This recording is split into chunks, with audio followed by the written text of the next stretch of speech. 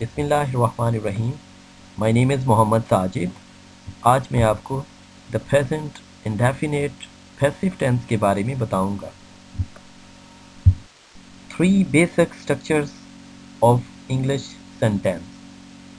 जब कभी हम कोई भी सेंटेंस एक्टिव से पैसिव के अंदर चेंज करते हैं तो हमें 3 basic structures of English sentence के बारे में जानना बहुत ज़रूरी है। इंग्लिश सेंटेंस जो हमारा एक्टिव के अंदर बनता है उसकी पहली स्ट्रक्चर जो है वो subject plus verb plus object. जब हम इंग्लिश का सेंटेंस बनाएंगे तो इस तरह से बनेगा, ही लाइक्स माई विलेज, यानी ही इसके अंदर हमारा सब्जेक्ट है, लाइक जो है वो हमारा first form of the verb है, माई विलेज इसके अंदर ऑब्जेक्ट की जगह पर इस्तेमाल होगा। जब हम सेकंड स्ट्रक्चर को रीड करते हैं तो सेकंड स्ट्रक्चर के अंदर first of all we use subject plus verb plus adverb. He runs fast, he इसके अंदर हमारा सब्जेक्ट है, रन्स इसके अंदर first form of the verb है, फास्ट इसके अंदर हमारा एडवर्ब है। इंग्लिश सेंटेंस की third structure subject plus verb plus complement. He is our teacher, he इसके अंदर हमारा सब्जेक्ट है, इस इसके अंदर वर्ब की तौर पे इस्तेमाल हुआ, आवर टीचर कॉम्प्लीमेंट की जगह पर इस्तेमाल होगा। हमेशा याद रखें कि जब आपका सेंटेंस जो है वो subject plus verb plus object के ऊपर लिखा हुआ है या आपने बनाया है तो हम ऐसे सेंटेंस को ही एक्टिव से पैसिव के अंदर चेंज कर सकते हैं। अगर हमारा सेंटेंस जो है subject plus verb plus adverb के ऊपर लिखा होगा तो उसको हम अपने सेंटेंस को एक्टिव से पैसिव के अंदर चेंज नहीं कर सकते।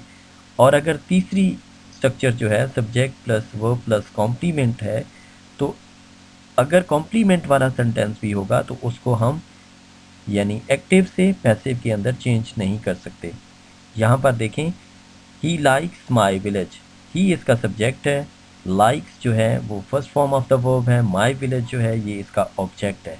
लिहाजा मैं अब माई विलेज को सब्जेक्ट की जगह पे ले जाऊंगा और ही जो है जो मेरे सब्जेक्ट की जगह पर लिखा हुआ है तो उसको मैं ऑब्जेक्ट की जगह पर ले आऊँगा।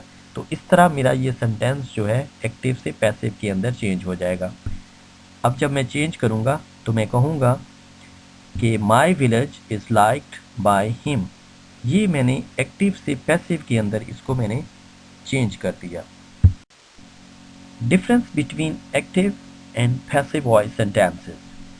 इन active voice the subject is the person or thing that does the action। यानी जो हमारे सेंटेंसेस एक्टिव के होते हैं उनके अंदर कोई ना कोई बंदा जो है या चीज़ जो है वो काम करने वाला बंदा या चीज़ मौजूद होगी। अगर ऐसा सेंटेंस हमारे सामने आता है तो वो हमारा सेंटेंस एक्टिव का होगा। मिसाल के तौर पे, Ramsha burned the dinner last night. Ramsha ने कल रात डिनर जो था वो जला दिया, यानी रमशा से ये काम हुआ, यानी रमशा ने खुद बजाते खुद ये काम किया। ही पनिश्ड मी, उसने मुझे सज़ा दी, यानी सज़ा देने वाला बंदा जो है ही के तौर पर वो इस सेंटेंस के अंदर मौजूद है।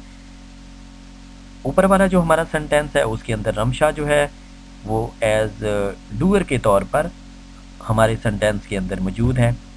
लेकिन जो पैसिव वॉइस के सेंटेंसेस होते हैं उनके अंदर ये मामला उलट हो जाता है। In passive voice the action is done to the subject, यानी एक बंदा जो है उससे काम हो जाता है, वो खुद जानबूझ के नहीं करता। The dinner was burned by Ramsha last night. अगर हम एक्टिव और पैसिव के सेंटेंसेस का कंपैरिजन करते हैं तो जो हमारा एक्टिव का सेंटेंस है उसके अंदर उसका जो तर्जुमा बनेगा कि रिमशा ने जानबूझकर कल रात जो था वो डिनर जला दिया। लेकिन जो हमारा पैसिव वॉइस का सेंटेंस है उसके अंदर यानी रमशा ने जानबूझकर डिनर जो है उसको नहीं जलाया, नॉट डेलिबरेटली, बट अनकॉन्शियसली उससे कोई काम हो जाता है। I am punished by him, मुझे उससे सज़ा मिली। यानी पहले जो है ही पनिश्ड मी, कि उसने मुझे सज़ा दी, अब मैं या मुझे उससे सज़ा मिली। तो ये हमारा पैसिव का सेंटेंस होगा। Direct and indirect passive sentences. Direct passive sentences का मतलब ये है कि जब हम डायरेक्टली कोई सेंटेंस जो है वो पैसिव वॉइस के अंदर लिखते हैं, और इनडायरेक्ट पैसिव का मतलब ये है कि जब हमारा सेंटेंस एक्टिव के अंदर लिखा होता है लेकिन हम उसको चेंज करके पैसिव वॉइस के अंदर राइट करते हैं। Indirect passive sentences, I love my country. ये सेंटेंस एक्टिव के अंदर लिखा हुआ है, जब मैं इसको एक्टिव के सेंटेंस को पैसिव वॉइस के अंदर चेंज करूँगा तो मैं कहूँगा my country is loved by me, यानी ये मुल्क मेरे से प्यार किया जाता है। डायरेक्ट पैसिव का मतलब ये है कि जब हम काम करने वाला बंदा जो है या एक्शन परफॉर्म जिससे हो रहा है वो बंदा या चीज़ जो है वो हमारे सेंटेंस के अंदर ना लिखी जाए और हम डायरेक्टली उस सेंटेंस को उसका एक्शन जो है वो लिख देते हैं। माई कंट्री इज़ लव्ड, ये डायरेक्ट पैसिव के अंदर सेंटेंस लिखा गया है। अ फ्लावर इज़ प्लक्ड, फूल तोड़ा जाता है। अब फूल तोड़ने वाला बंदा जो है वो हमारे सेंटेंस के अंदर मौजूद नहीं है। कौन हमारे मुल्क के साथ प्यार करता है उस बंदे का नाम इस सेंटेंस के अंदर मौजूद नहीं है। What is the reason to write our sentences in passive voice? I killed a man. Active. ये सेंटेंस मैंने एक्टिव वॉइस के अंदर लिखा और मैंने कहा कि मैंने एक बंदे को मार दिया। जब मैं इसका चेंज करूँगा एक्टिव से पैसिव के अंदर तो इसका तर्जमा जो है वो कुछ इस तरह से बनेगा, a man was killed by me, एक बंदा जो है वो मेरे से मारा गया। और जब हम डायरेक्ट पैसिव के अंदर कहते हैं तो मैं कहूँगा अ मैन वॉज किल्ड, एक बंदा मारा गया। जब मैं अपना पहला एक्टिव का सेंटेंस अगर किसी जगह पर लिखता हूँ तो उसकी रीज़न ये होगी लिखने की कि उसके अंदर बज़ाते खुद मैं शामिल हूँ, मेरा जहन, मेरा दिमाग या मेरा दिल जो है वो, मेरे पैशन जो हैं, जज्बात जो हैं वो उस बंदे को मारने के लिए सारे के सारे शामिल हैं। यानी मैं डेलिब्रेटली किसी आदमी को मैं मारता हूँ। दूसरा, जब मैं इनडायरेक्ट पैसिव जो है वो राइट करता हूँ, लिखता हूँ, तो उस वक़्त जो मेरी ट्रांसलेशन बनती है वो ये है, a man was killed by me, एक बंदा मेरे से मर गया। यानी मैंने जानबूझकर वो बंदे को नहीं मारा, मेरे से गलती से या अचानक कोई ऐसा सीन हो गया कि जिसके अंदर मेरे जज्बात या मेरा दिल और मेरा दिमाग शामिल नहीं था, तो वो बंदा मेरे से मर गया। अब तीसरी जो डायरेक्ट पैसिव की है example, a man was killed. अगर ऐसा सेंटेंस हमारे सामने आता है तो इसके अंदर सिर्फ और सिर्फ हमें ये पता चलता है कि कोई बंदा मर गया, हमें उसके मारने वाले का पता नहीं है। The present indefinite active, subject plus first form of the verb V1 plus object. यानी अगर मैं एक्टिव का कोई सेंटेंस लिखूंगा तो इस स्ट्रक्चर के मुताबिक ही रीड्स हिज बुक, तो ये मैंने सेंटेंस जो है वो एक्टिव वॉइस के अंदर लिख दिया।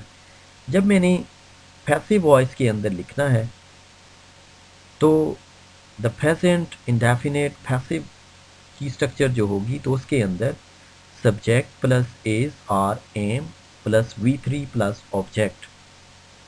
यानी जितने भी हमारे पैसिव वॉइस के सेंटेंसेस होंगे उन सब के अंदर हम थर्ड फॉर्म इस्तेमाल करते हैं, लेकिन जब हम द प्रेजेंट इंडेफिनिट पैसिव का सेंटेंस बनाएंगे तो उस वक़्त इज आर एम हम वर्ब की थर्ड फॉर्म के साथ लगाएंगे, यानी subject plus is are am plus V3 का मतलब ये है कि third form of the verb plus object हम लगाएंगे।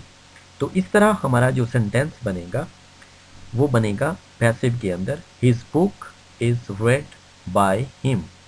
हिज बुक जो है वो मैंने ऑब्जेक्ट से जब उसको चेंज किया सब्जेक्ट की जगह पर, तो मैंने हिज बुक सब्जेक्ट की जगह पे लिख दिया, प्लस इज मैंने हेल्पिंग वर्ब इसका लगा दिया।